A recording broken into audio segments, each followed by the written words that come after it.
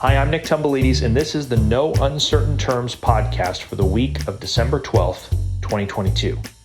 Your sanctuary from partisan politics. This week, with the re-election of U.S. Senator Raphael Warnock, it's official. Not a single U.S. Senate incumbent will lose their seat in the year 2022. That's right, incumbents have a 100% re-election rate in the Senate. It's been bad before, but it's never been this bad. I'm joined by USTL's own Scott Tillman to discuss why that's the case. Also, we're covering a story from Baltimore, where a power-hungry city council member is already trying to repeal the term limits that citizens enacted just a month ago. Let's dig in. Scott, welcome back to the program. How are you? Great, Nick. Thanks for having me on. It's been a while. You know, we just got some election results this week, and with the victory of Warnock over Herschel Walker in the Georgia Senate runoff, we can now report, not project, that Senate incumbents in 2022 had a 100% re-election rate. Not a single sitting senator was defeated. And, of course, the re-election rate in the House was 95%, not too shabby. But, Scott, I've gone back, I've looked at the data. We've got 60 years of data for congressional elections, and not one time in the last 60 years has the Senate had a 100% re-election rate. This is a historic first in the modern era. Prior high was 96.2, and that happened in 2004. Scott, why do you believe senators are getting reelected at an all-time high? Well, I work with term limits, Nick, and I tell you, I'm kind of surprised that this is the first time we've had the 100%. Like you said, I was expecting you to tell me that it happens every other cycle. But why do they? Because there's a huge incumbent advantage. We talk to legislators and they say, oh, but term limits are elections, blah, blah, blah, blah, blah. But then you say, well, what about incumbent advantage? Well, let's not talk about the fact that I get all the money and that nobody wants to donate to my opponent because that's going to make their name mud with me. Nobody wants to talk about all these incumbent advantages. The fact that, Fox News and ABC call me up and have me on TV on a regular basis. They basically run your campaign for you. The major networks will run your campaign for you, essentially. This show is incumbent advantage. It's almost insurmountable. I mean, it's this cycle. It was insurmountable. It was not almost. Yeah, it was. But I'm asking you why. Why do you think it's higher than ever? Why do you think it's worse? It's getting worse every election cycle. We know it's always been bad, but why are incumbents? Why are they now behind this impenetrable fortress where they just, in the Senate at least, they cannot lose? They have a stranglehold on essentially the word that gets out. Okay? They are always represented. Name recognition counts for a lot. And no matter what, the incumbent is going to get talked about. And some of that is all press is good press. So, I mean, when you're talking about Senate, you actually have less gerrymandering and at the same time more gerrymandering than you have for other things. The Senate is always a statewide district. So if it's a hardcore red state or a hardcore blue state, it's going to be that way. But then you look at states that have traditionally been red, like Georgia, and elect a red slate statewide except for the incumbent. I mean, all the incumbents, Republicans statewide in Georgia won, and so did the incumbent Democrat senator statewide in Georgia. There is a huge, huge incumbent advantage. And that's, they're in the media. They're getting covered in all the local press and all the local papers. And anybody coming in has to overcome that. And it costs a lot of money to overcome that. And it's not just you're overcoming what the incumbent is putting up this cycle. No, that incumbent has been putting up, I'm the great guy, for at least 6 years in the Senate, maybe 12 years in the Senate, maybe 13 years. They started a campaign before and ran a long campaign. In some cases, 20, 18, 20, 24 years. They have been running this campaign, telling people why they're great, and they have had that name recognition. They've been in the news for all of that time why they're incumbent. They've raised money and spent money telling people to vote for them over and over and over and over again. That gives them a huge advantage. You just made a great point because, I mean, for one, both chambers of Congress suck. Everyone knows that. They're less popular than the hemorrhoids. We've been through it over and over again. But historically, the Senate incumbents have been less popular, less powerful than the House incumbents because there's no gerrymandering. So when you run for Senate, like you said, you have to cope with the state boundaries. You can't just design a goofy looking district to avoid the urban parts or avoid the rural parts. You have to deal with all the voters. And that has made the Senate more competitive than the House for years and years and years. But this year, it's less competitive than the House. And for those people, because we often get people who will come to us and they'll say, well, term limits and incumbency is not the real problem. What you really need to do is fix gerrymandering. You need nonpartisan redistricting. No one's against that. But what we just proved is that, sure, gerrymandering is a problem, but even when you have no gerrymandering, the incumbents are bulletproof. If you could create like the fairest district possible, the fairest of them all, Snow White districts, we would still have this plague of these prehistoric incumbent people getting reelected over and over and over again. Yeah, a lot of this is how long people hold power. I mean, it's once you get elected, there is a huge incumbent advantage, okay, even just from one term. But the people who do lose as incumbents tend to be people who are like one term in. And that's because they build that advantage over time. And there's really nothing for that except for rotation in office and having term limits. Otherwise, the elections aren't fair. When you have that kind of incumbent advantage, the elections are not fair. And I don't know about you, but I think you're going to have a democracy or a republic that is, governed by democratically elected representatives. You got to have term limits because you need to have fair elections. And without that, you won't have fair elections. It's a fact that the bigger the district, the more people live in it, the more money it costs to run a campaign. It costs more money to run a campaign for Los Angeles Council than it does for U.S. Congress because there are more people in a seat than there are in a congressional seat. When it comes to fair elections, you really need, you have to have the rotation in office because it's the only thing that will counter incumbent advantage. You also need to, take care of the party stacking the deck in their favor, which is the gerrymandering. And you also need to take care of the money in politics issue, which comes down to district size. I mean, bigger districts require more money. If you're going to have fair elections, all three of those things are needed. But term limits play kind of an outsized role in that because no matter what, it's very difficult to quantify incumbent advantage over time. We have a lot of these so-called experts on TV, and they have these super complex explanations, of the elections. Why 4 years ago did the blue wave not materialize in the Senate? Why was the red wave more of a red puddle this year? They got all these explanations, Trump, Schumer, conspiracy theories. I think we're just dealing with Occam's razor here.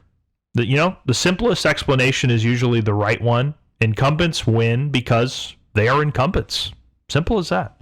They certainly do. And a lot less coverage and discussion gets made over how did incumbents do this year rather than how did red do or how did blue do. And we really need to have the discussion of why are incumbents doing so well. And you and I are having that discussion right now, which is good. And hopefully it gets covered more. But it's a very important thing for us to talk about because when representatives get there, they change. And they change seriously over time. So one thing that I've looked at is where does money come from?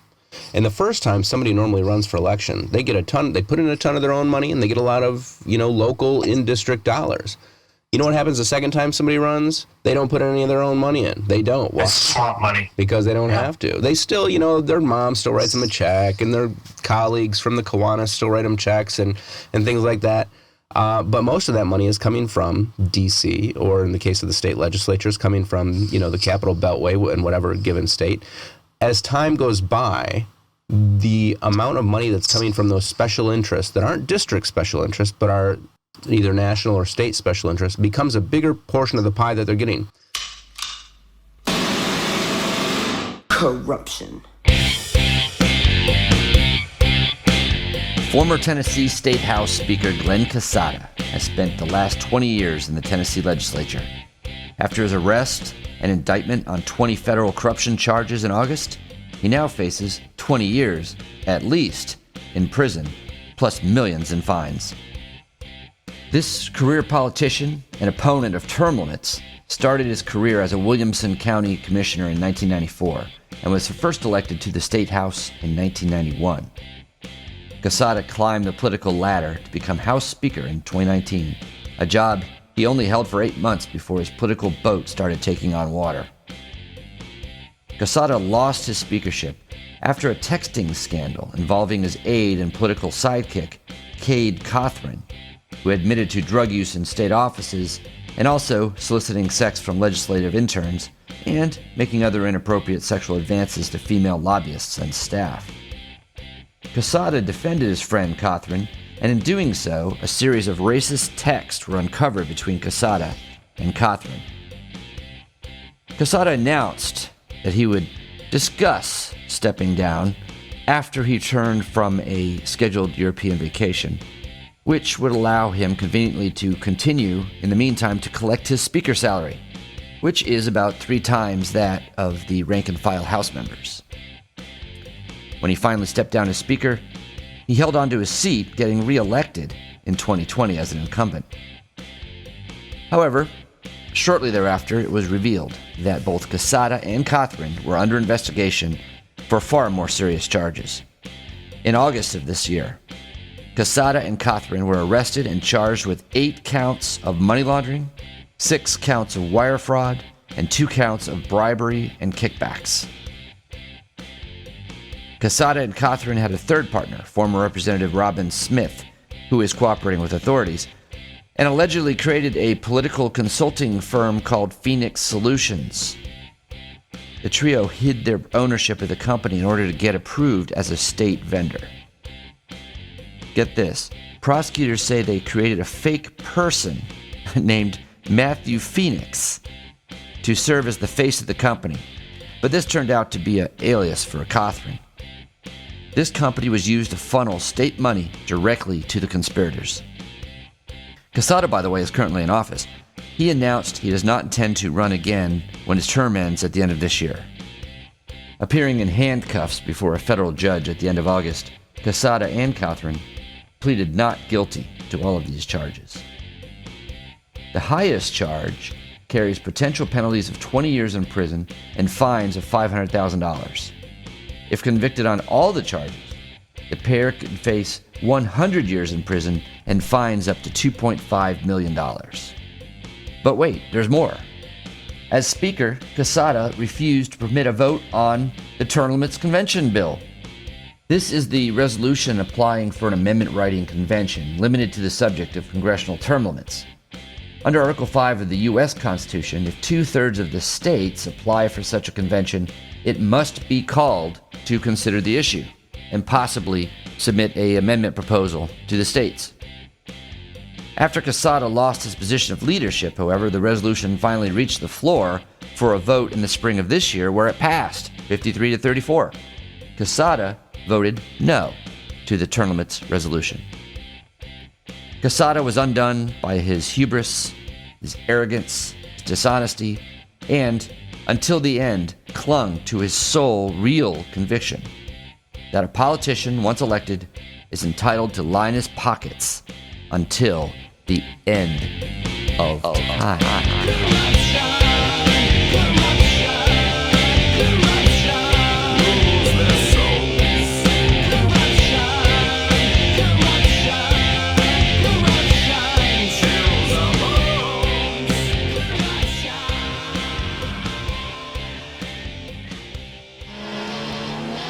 You know, speaking of politicians misbehaving, let's switch over to a story coming out of Baltimore right now, because I think we're ready to announce a new world record on the program. Scott, are you ready for this?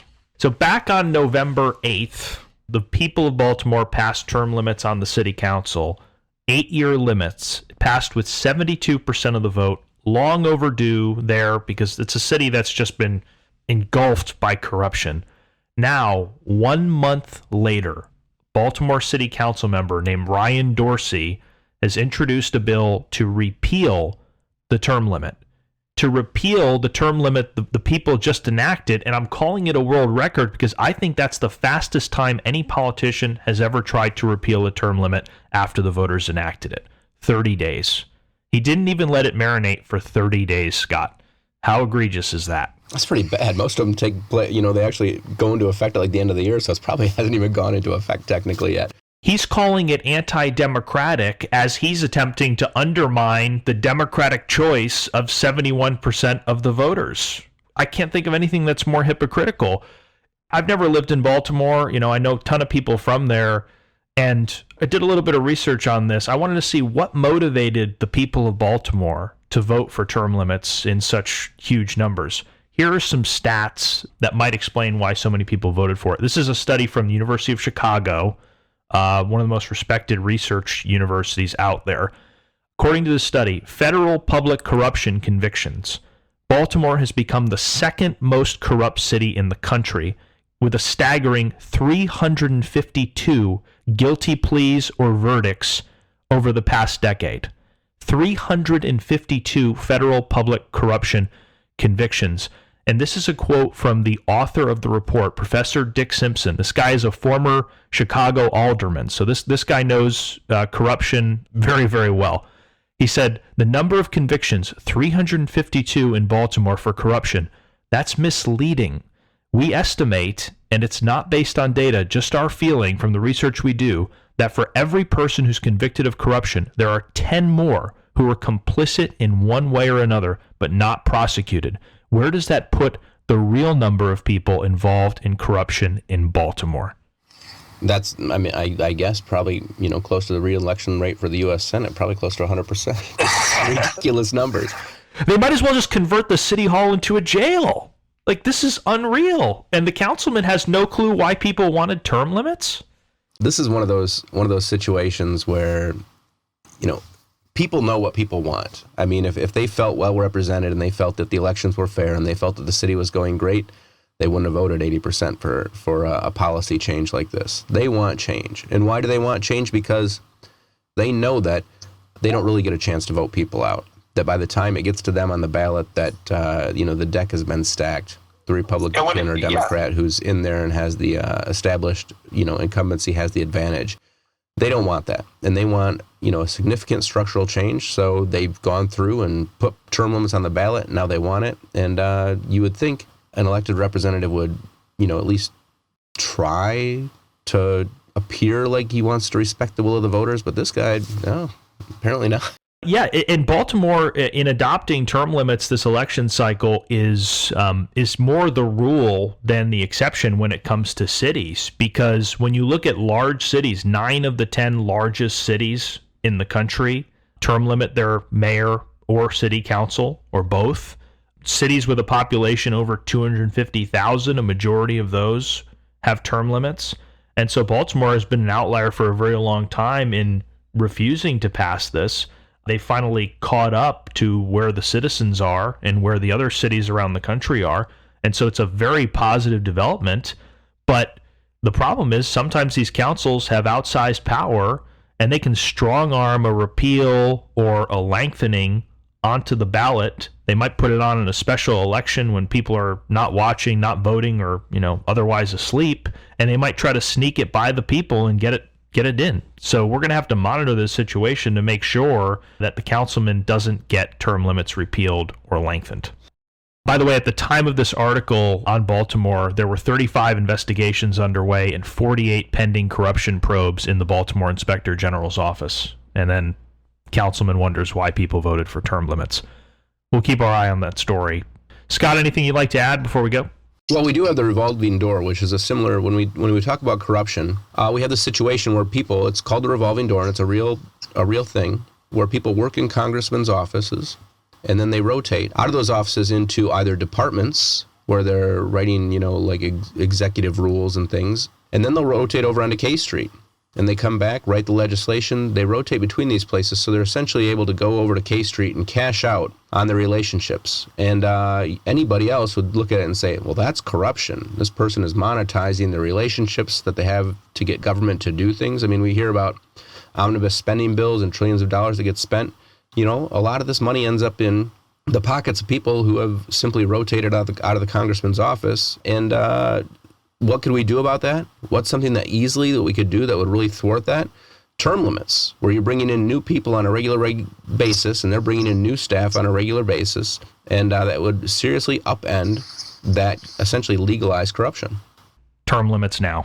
Absolutely. It's time. Like the show?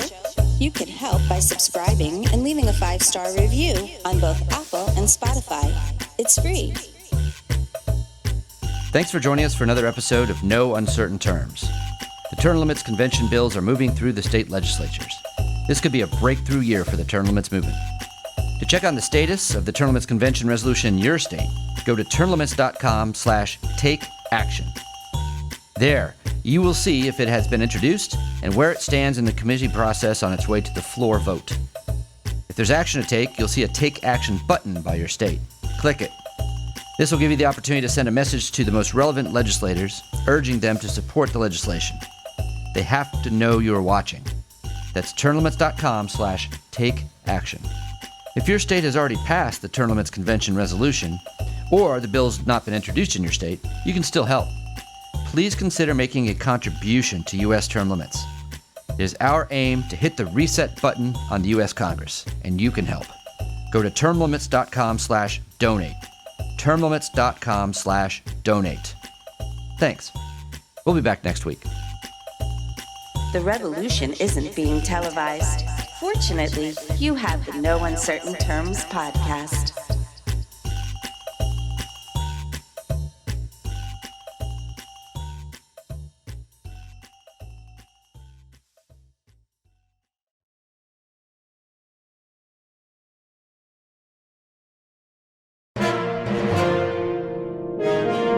USTL.